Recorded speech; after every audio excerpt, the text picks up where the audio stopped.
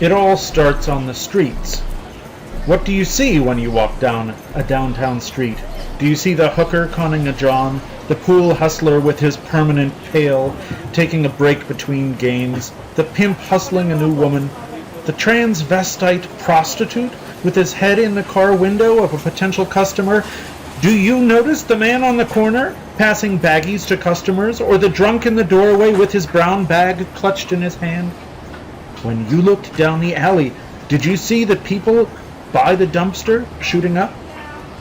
Did you notice the slips of paper being passed between the news vendor and his clients? Were you surprised to see two men having sex when you stepped into the public restroom?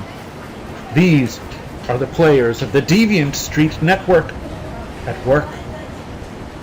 So said John H. Lindquist in 1988 in a passage quoted in the first chapter of Your Criminology text on public order crime. The name of that book, if you want to look it up, is Misdemeanor Crime, Trivial Criminal Pursuit.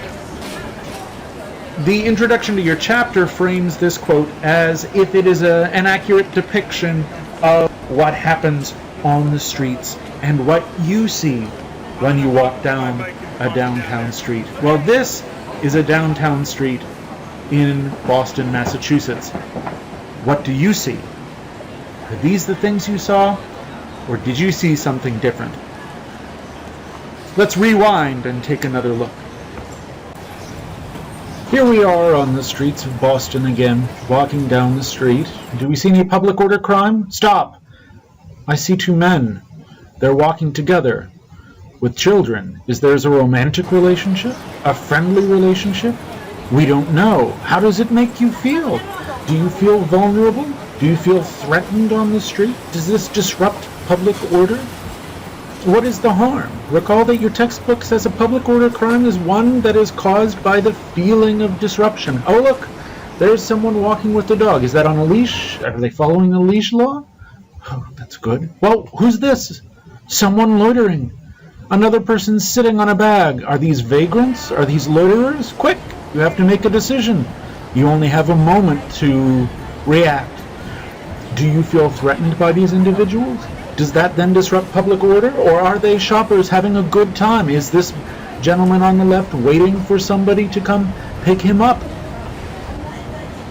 As we walk down the street, we make these subjective judgments.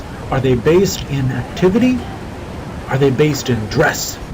Are they based in the status of the person who's engaging in the act? Does that make us feel more or less threatened? What do we assume? Do we assume when we see people crossing the street that they are jaywalkers, that they have no respect for public authority? Well, not if we have stanchions. Not if we have, as is the case in this corner, pedestrian boulevard.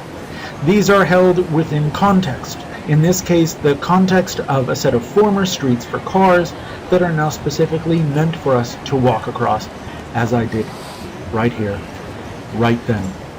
I was not disrupting the public order, but I was engaging in exactly the same activity that in another place would have been deemed illegal.